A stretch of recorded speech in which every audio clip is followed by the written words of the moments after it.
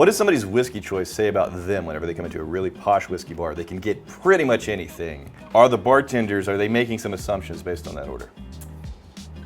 There are a few assumptions made on the orders. Are they all delightful and nice? What? What? Today we're going to hang out with Ronnie. He's a bartender in the tasting room here at Crowded Barrel, and Ronnie has worked at several posh bars and whiskey bars in a city that has been voted the #1 city for nightlife in America, and all magnificent bastards know this. The best whiskey is the whiskey you like to drink, the way you like to drink it. But bartenders, do they recognize patterns that fairly or unfairly they apply to you whenever you order a specific kind of whiskey? How many whiskeys did you have to memorize? At 7 grand before I left, among just whiskeys, it was about 500 bottles. Unflavored, and every bottle is unique. Someone's confident ordering High West Double Rye or almost any named rye whiskey. Okay. That's pretty cool. Rye whiskeys, even in whiskey-centric spaces, I don't think get as much attention. A lot of people are going straight for bourbons, scotches, some Irish, lots of world whiskeys, especially whenever we're looking at Japan. There's cool things in rye whiskeys. There's some badass whiskeys. It's cool. It's exciting to see someone that's really into rye. So on the nose of this, I'm getting like a nice apple and herbal character. If you live with it for a little bit, there's almost a peanut shell note. Just had a little bit of dill jump out at me. Oh yeah, there it is. Dude, it was right there front and center the moment you said it. You got that dill in there. Got that dill though? What? You got that dill though? I need to Don't talk trust to him. HR. I'm HR. I'll help you. You say way worse things than that. No, I don't. Dude, there's dill in here. You guys, what? That dildo. That dildo. That dill. So you're not allowed to say it. The disrespect.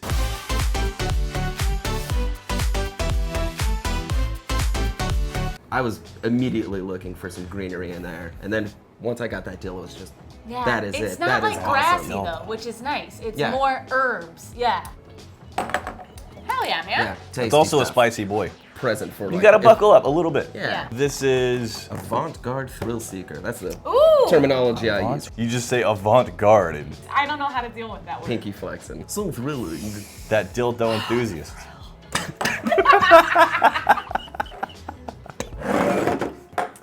If someone comes in, all these bottles, Yeah. library ladders, like Beauty and the Beast style, Yeah. and they order Buffalo Trace. Yeah. Yeah. That's a bandwagoneer. So Yeah. typically somebody that's ordering a Buffalo Trace, they're not a lot of questions. It's just they got it locked and loaded. Yeah, Buffalo Trace. It's It's a nice sweet Fuji apple. It's a honey. It's got that nice balanced oakiness in there. yeah, that Fuji apple. I think there's a bandwagon for a reason. Yeah. Could conceivably reach for a Buffalo Trace, point to a Buffalo Trace. If I'm really busy, I don't want to bother with the over choice because sometimes there's just so many things in front of you. It's like, my That's God. true. I got to get back to my people. We're in the middle of a great story. Buffalo Trace is fine. But is it the way that you say it? You're coming to the bar and sitting down. Yeah. Pondering?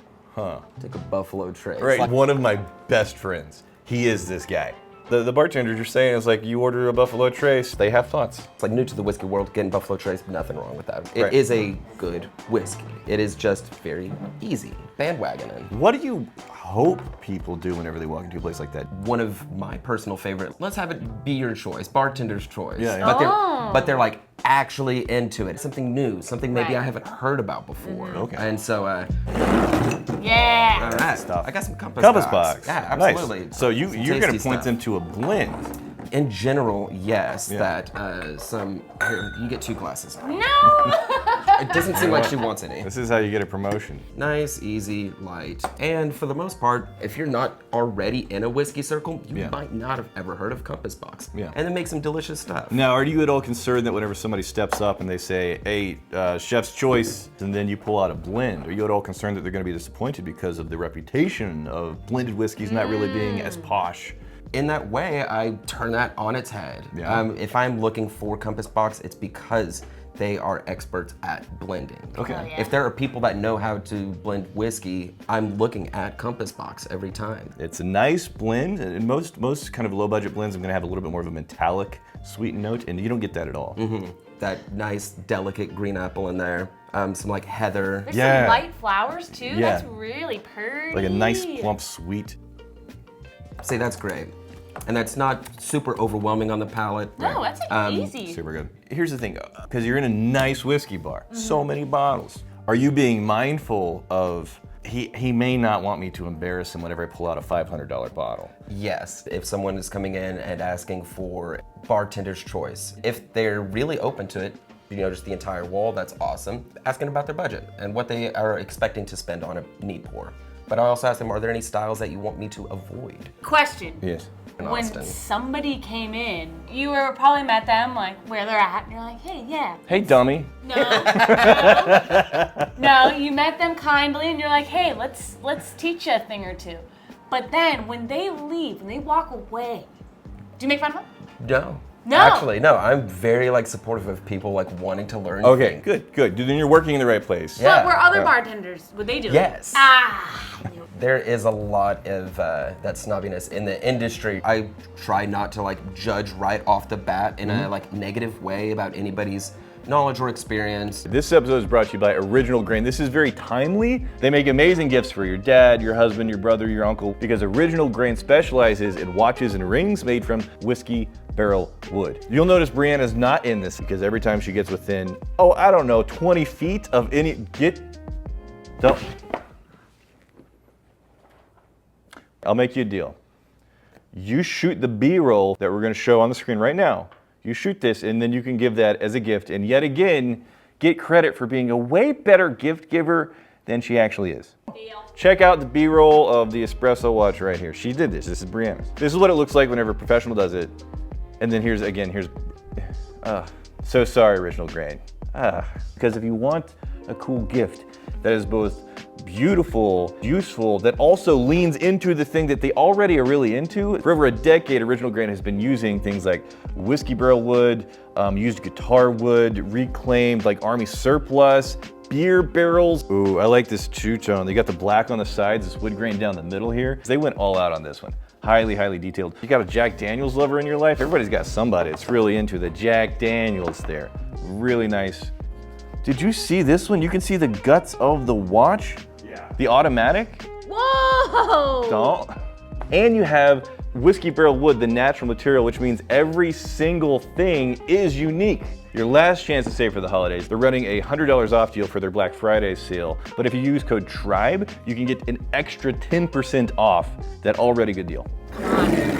Maker's Mark. That is somebody that is certain of their preference. Exactly. Yeah. Okay. I called this one a stalwart. Stalwart. This is Okay. someone that There you like, they have what they like, they found it. Yeah. They're sticking with it. Yeah. And there's a handful of other bottles. Let's remember the context.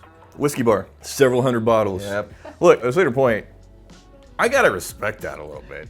Because they see the world in front of them and they go, Nah. nah, Jack. Really hard to get someone off Jack. Makers, really hard to get someone off of Makers in my experience. Even if you say, oh, you like Jack, Uncle Nearest. There's a lot of overlap there with those like families and styles and history. yeah. Or if you're looking at Makers, it's like, oh, let's try some other wheated bourbons, you know? Larceny, Weller Special Reserve. And Do you even attempt that? Like, they're not into it. Like, why even bother? Or does Just it give them what they seem want. like- Meet them where they're at. They're asking for this, but they're also asking for another recommendation. But then you know that you're gonna give them 10 different other things they could do, but then they always just end up going, you know what, I think I'm just gonna stick with Maker's Mark. That's it? that's it. Okay. Oh So my it's- gosh. I'll just take the Makers. Okay. Yeah. It's damn near like a woody maraschino cherry for me. Yeah. very Dude, woody. I had not usually gotten cherry on this. You know, a nice amount of tannin, some oakiness if it's balanced against a good, plump, sweet character. Yeah, this one was the stalwart. Avant-garde Star-Lord. Star Wars. Star-Lord. What is Star-Lord. this word? I've literally never heard You've seen this Guardians of before. the Galaxy. Star-Lord. Yeah, that's the one. No, say the real one. What is it? Stalwart. Stalwart. Oh, okay. Yeah, see, that's why you two-hand that one. Yeah. The Octomore. Octomores. All right. So anything like super heavily peated. That's the idea. With these like being like the extremely heavily peated. Yeah, that's kind of the point of Octomore. It's Yeah. Islay Scotch, which is already very peaty, but Octomore is let's just crank up the volume and see what happens. Somebody orders this, what does that tell you about them? This person has a safe word.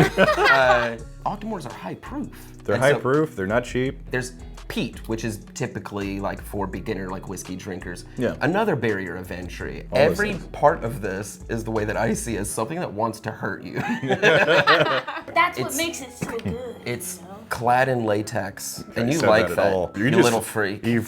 This little part is actually not aluminum foil, it's leather. It's not a cork, it's a ball gag.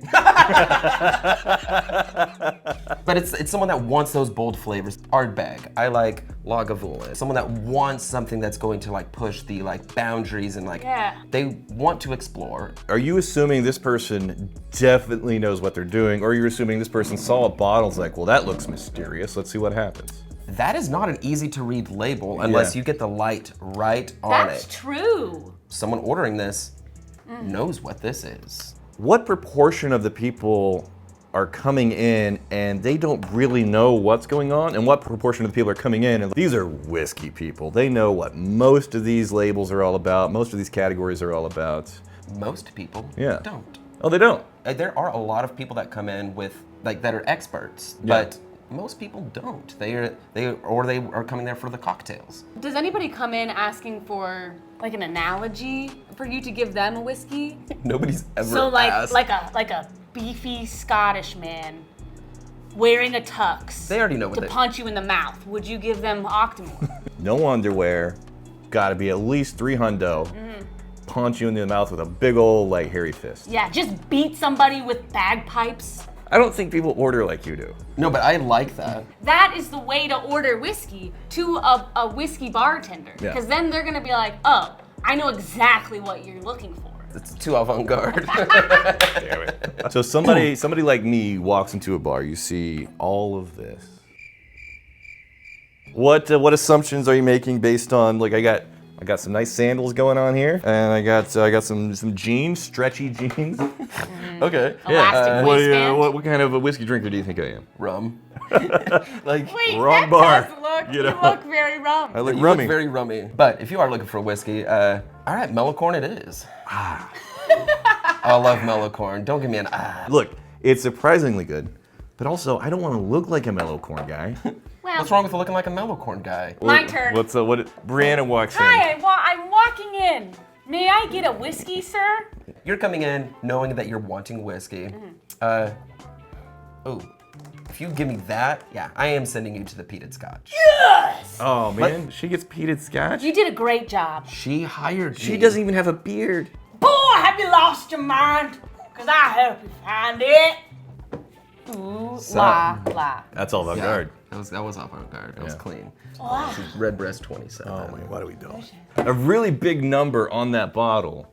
If I bring out a bottle that I know a lot about, and it is an expensive bottle, like if I'm looking at Bruichladdich 1986-30, 30-year-old whiskey, pre-mothball, found cask, and like a really cool story behind it, several $100s for a pour, I'm already invested. and it's like, Put it on the company card. you know, it's usually an event. Splurge. They want to commemorate the moment. Yeah, it's actually my 30th birthday. I wanted to get something 30 years old. You do that build up, you frame it, you give that context, you pour the whiskey.